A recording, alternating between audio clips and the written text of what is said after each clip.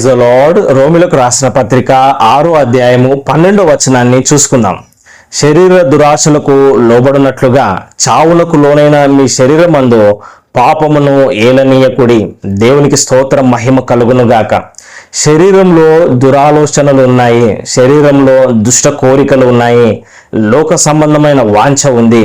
అది చావుకు, మనల్ని మరణానికి తీసుకొని వెళ్తుంది. ఆత్మీయంగా జీవిస్తే నీవు నిత్య జీవానికి చేరుకుంటావు. శరీరము ఆత్మకు, ఆత్మ శరీరమునకు పరస్పరము వ్యతిరేకంగా ఉన్నాయని బైబిల్ సెలవిస్తుంది. అయితే నీవు శరీరానుసారంగా జీవిస్తున్నావా, ఆత్మానుసారంగా జీవిస్తున్నావా? ఆత్మ చేత శరీర క్రియలను చంపుడి అని కూడా మరి అపోస్తలుడైన పౌలు చెప్తున్నట్లు, మనము ఆత్మీయులము, దేవుని బిడ్డలము, వాక్యము ద్వారా మనము నూతనముగా జన్మించిన బిడ్డలము, క్రీస్తును పోలి నడుచుకున్న వారమై ఉన్నాము.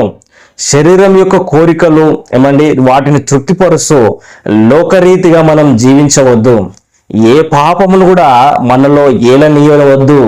మరి దావీదు మహారాజు ప్రార్థన చేసినట్లు కీర్తన గ్రంథంలో, ఏ పాపము నన్ను ఏలనీయకు ప్రభువా అన్నట్లు మా పాపము మన శరీరంలో ఏలకుండా మనం చూసుకోవాలి. నీతి సాధనములుగా మన శరీరాన్ని దేవునికి అప్పచెప్తూ నీతియుక్తమైన పనులు చేయనట్లు అభ్యాసం చేయాలి. హల్లెలూయా, ప్రాక్టీస్ చేయాలి.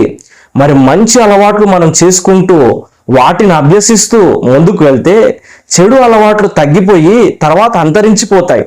కొంతమంది ఉదయం లేచి నుంచి రాత్రి వరకు శరీర క్రియలే, పాప క్రియలే, ఆలోచన అదే, మాట్లాడడం అదే, చెయ్యడం కూడా అదే. మరి మనం ఆత్మీయంగా జీవించేది ఎప్పుడు? ఆత్మ సంబంధమైన విషయాలకు ఎక్కువ సమయం మనం కేటాయిస్తూ వాటిని అభ్యసిస్తే ఆ విధమైన ఫలములు మనం ఫలిస్తాము. శరీర ఫలము, శరీరం యొక్క క్రియలు లోక సంబంధమైనవి, పాప సంబంధమైనవి.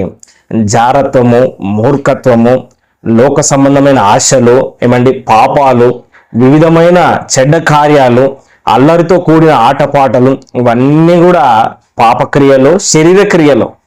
మరి ఆత్మ సంబంధమైనవి ప్రేమ, సంతోషము, సమాధానము, మరి నిత్య జీవానికి వెళ్ళే ఆ యొక్క మంచి అభ్యాసము. ఆమేన్. చిన్న ప్రార్థన చేసుకుందాం.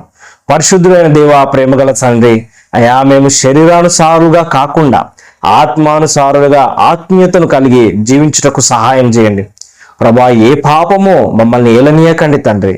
అయా శరీరాన్ని, లోకాన్ని, పాపమును జయించి ఆత్మానుసారంగా జీవిస్తూ ముందుకు సాగే కృప మా అందరికి అనుగ్రహించమని మా ప్రభువును రక్షకుడైన యేసుక్రీస్తు నామములో ప్రార్థిస్తున్నాను తండ్రి. ఆమేన్. God bless you. నేను ఎలీషా అబ్రహాం. ఈ వీడియోని లైక్ చేయండి, షేర్ చేయండి, సబ్స్క్రైబ్ చేసుకోండి. Thank you.